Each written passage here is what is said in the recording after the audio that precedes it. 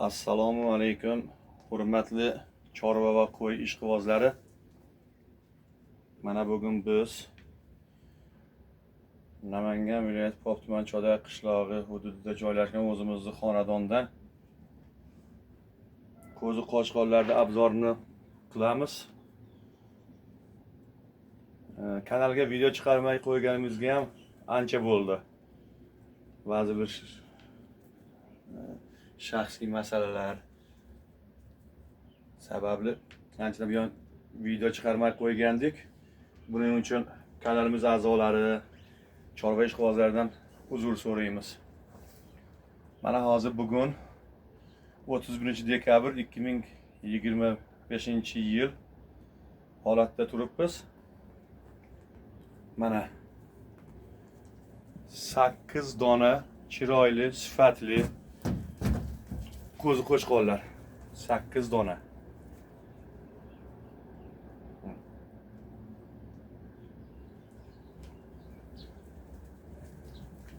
Sifati, yeb ichishi, sog'ligiga bir hafta 10 kun garantiyasi bor. Yemay ichmay qolsa, sog'ligida muammo bo'lsa, bexijolat qaytib olamiz.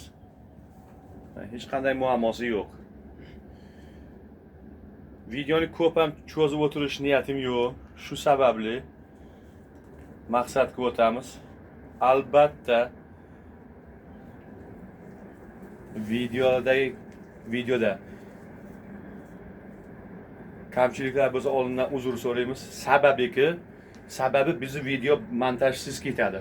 To'g'ridan to'g'ri shunda olamiz, joylaymiz. Montaj bo'lmaydi bizda. Albatta xato kamchiliklar bo'lishi mumkin. Jami 8 dona. Puliga kelsak, puli 4 milliondan kami bor. 4 milliondan kami bor.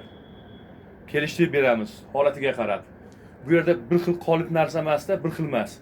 Katta, kichik holatiga qarab, o'ziga qarab yana alohida kelishaveramiz. Bu 4 million taqalgan emas. Murojaat uchun telefonlarimiz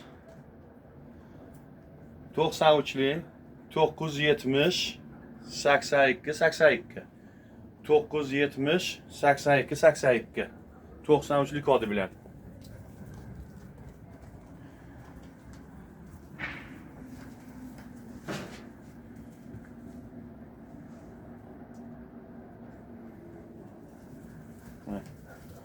Biroz joyimiz torligi uchun sal chiroyli video qilishga sal qiynaldik. Buning uchun uzr, albatta. Videoni cho'zib o'tirmayman. E'tibor uchun rahmat. Albatta kanalimiz rivojiga o'z hissalaringizni qo'shasiz degan umiddaman. Podpiska, like esdan chiqmasin. Kanalimiz qancha rivojlansa, shuncha bizga ham, xaridorlarga ham yaxshi.